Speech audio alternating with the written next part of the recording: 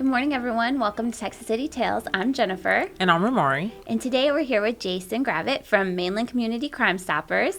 Thank you so much for being here. You're welcome. Good morning. Yeah. Good morning. So I know y'all are doing amazing work in the community. Can you kind of tell us, like, just the fundamentals of what Crime Stoppers does, how it works? So the fundamental process for the Crime Stoppers is anonymous reporting for tips.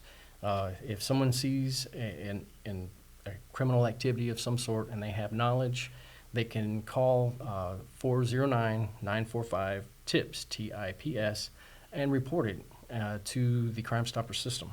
And it's anonymous. So it goes through a process where somebody's on the other line taking your information and collecting whatever details you provide on that situation. Mm-hmm. And they will go and investigate. They'll have the police investigate, and if it comes back as like an actual event, that person anonymously through the process will get paid a certain amount of money. And what's nice is for us, we work hand in hand, side by side, with Texas City Police Department as well as the Galveston County Sheriff's Department. Mm-hmm. And TCPD is mainly for your local community, and then for the Sheriff's Department is with your school systems.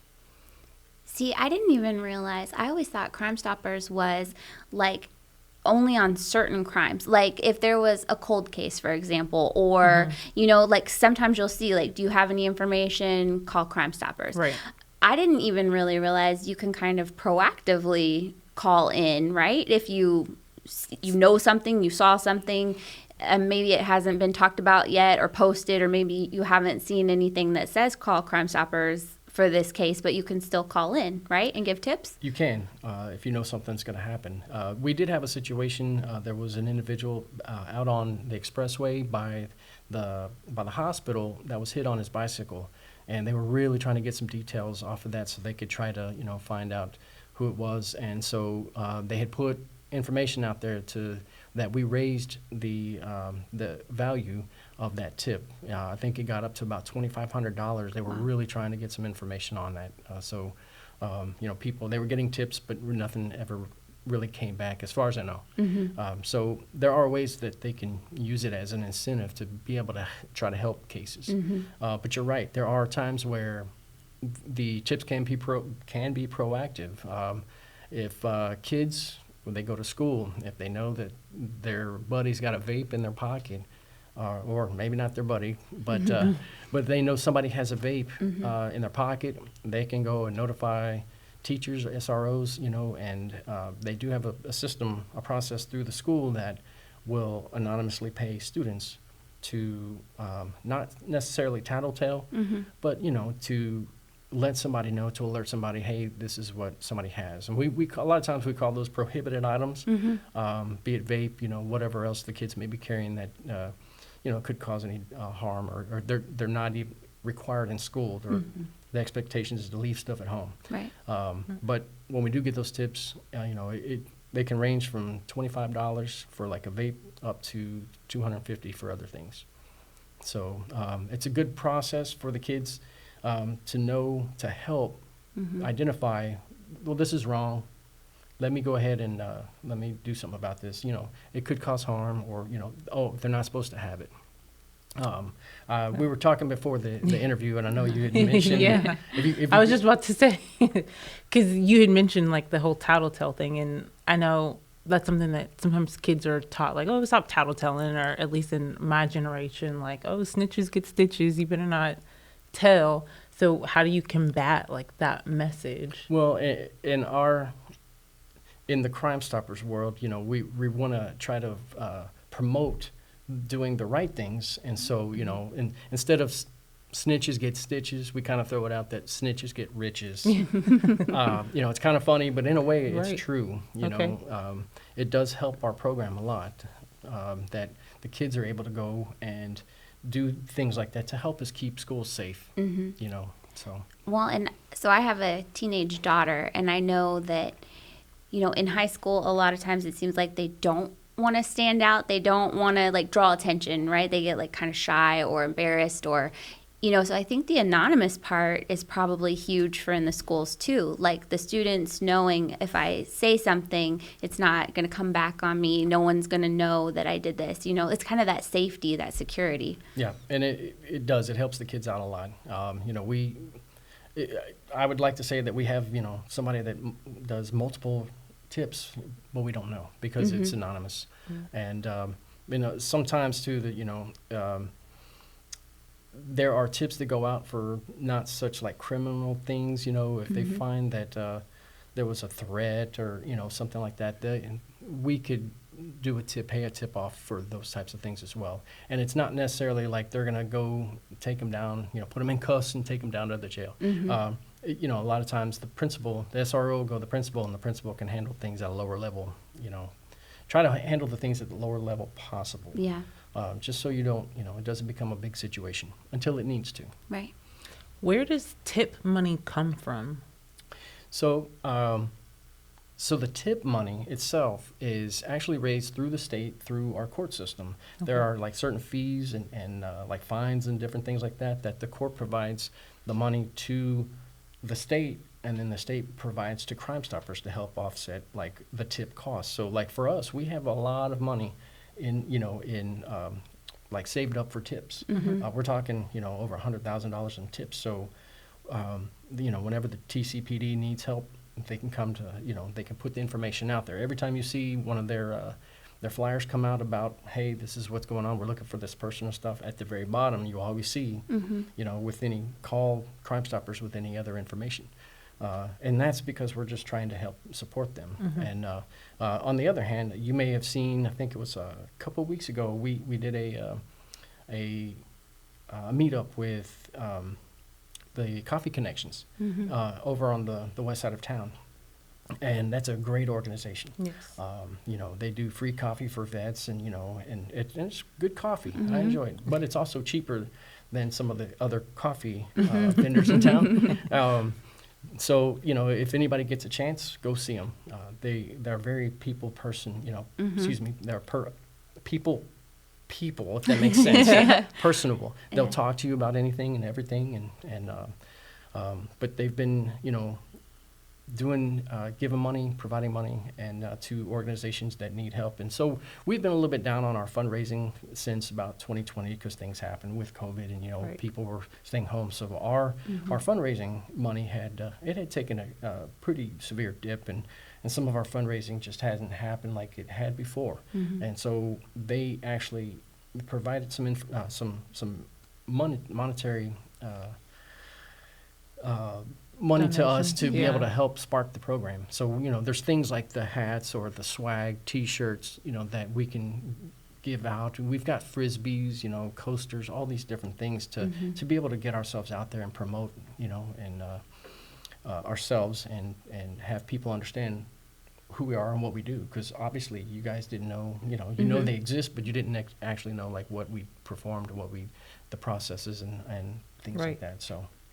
So like the donation from Coffee Connections, that's more on the operational side, right? Like to help keep the lights on, so to speak, so you can continue to do all the work to fund the tips and stuff. Yes, but it's just like anything, you've got to pay bills, right? And so that money goes towards paying for the P3 system is what the TC and TCPD as well as the school systems use as for their tip.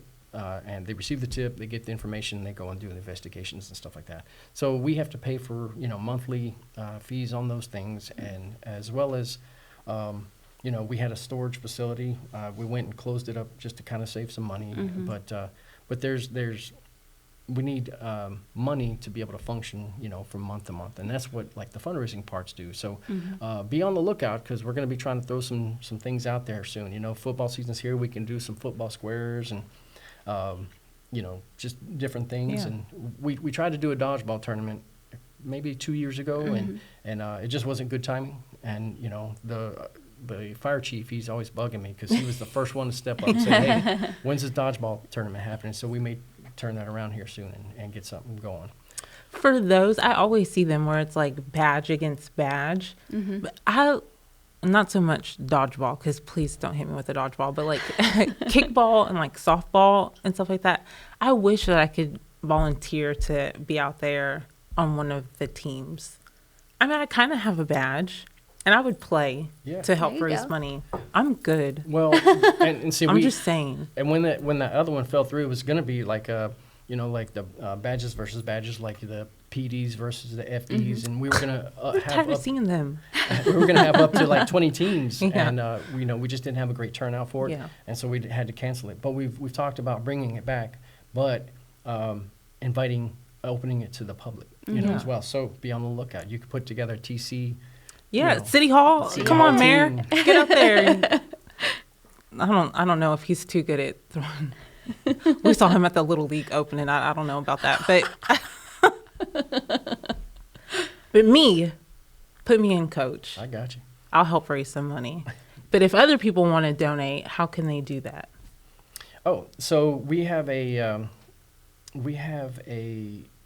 sponsorship letter, and if you're interested, you can reach out to us over our Facebook page, and it's Mainland Community Crime Stoppers, not Texas City Crime Stoppers, on Facebook. So you can reach out to us that way. But we have sponsorship letters that you can. It pretty much will from like a cadet level up to the chief level. So when Coffee Connections did theirs, they are what we're calling assistant chief. They helped us out a lot. Yeah. So, but what that does help give you is you help us out, and eventually when we're able to get some more money and do shirts and hats, we love to to provide those to those folks that give back to us, because the money's going towards helping the community. Yeah. That's what the big thing here is supporting the local community through the PD and the Sheriff's Department. So how did you get involved with Crime Stoppers? Like, what drew you to it? So, I was coaching a local basketball team here, and one of the dads kind of tagged me, tapped me on the shoulder and said, "Hey, you look like the type that'd be able to volunteer to do some stuff. You may be interested in this." So I'm like, "Well, let me take a look at it." And so I won't drop a name, but this person knows who they are. And, so I, attended a meeting, and I was like, you know what, this is kind of a cool thing that I never knew about either. I didn't know, I knew it existed, but I didn't know what it meant. And so when I saw some of the impacts that we have in the local community and school community, I was like, you know what, this is, I think it was meant to be that he tapped me on the shoulder about this opportunity. So I jumped right in and started, offering up ideas, and they loved the fact that I was offering ideas, and they're like, "Well, you would probably make a great president." And so I've been voted as the president. So, but it's a great volunteer organization, and if you were interested in volunteering your time, when it comes sit down and we have monthly meetings where we get together and we talk about different things of like tips and then money and fundraising and we try to get with other organizations and do things. But if you would like to volunteer, like I said, you can reach out to us over Facebook. I other than that, I'm not quite sure because we don't have a phone number other than 409-945-TIPS. Please don't call that one to volunteer. If you have any questions, just reach out to us over our Facebook page. Yeah, I love that. Perfect. Are there any requirements for volunteers? Like, do they need to live in Texas City? Do they need to? Not that I know of. Okay. You need to be able to pass a background check. Oh, wait, Please that makes just sense. don't be a Yeah, that criminal. makes sense. Don't be one of the people we're looking for. Right. Yeah, don't generate business for the organization. We Gotcha. prefer not to have, unfortunately, we prefer not to have felons Right. in that organization. I mean, not that they're bad people, but, it just doesn't look good. But you'll go through a background check, and they'll see if everything works out, and then it'll be voted on. But it's a great volunteer opportunity. We do trainings. We go to trainings every year, and we have 2 people that are this week actually up in Waco that are going to get training for us because it's a requirement through the state Crime Stoppers organization, and so they're up representing us this week. So they're going to get some training. We'll come back and we'll be motivated and ready to do some good stuff. Awesome. Yeah, I love it. I'm ready to sign up. Yeah. Awesome. Thank you so much for joining us today. Thank you for having me. Yeah, I felt like I learned a lot. Me too. Snitches get riches. There you go. Snitches get That's the riches. new saying. because they're doing good work. That's right. Yeah. Thank you again. Thank you, guys. This is a great opportunity to get us out there and to people to better understand, what Crimestoppers is about, what we do. So thank you. You're welcome. Anytime. Yeah. Thank you again for joining us. You can catch new episodes on Wednesdays on the city's Facebook page of Texas City Tells the podcast. You can stream on Facebook, YouTube, or wherever podcasts are uploaded. Till next time. Bye, guys. Bye.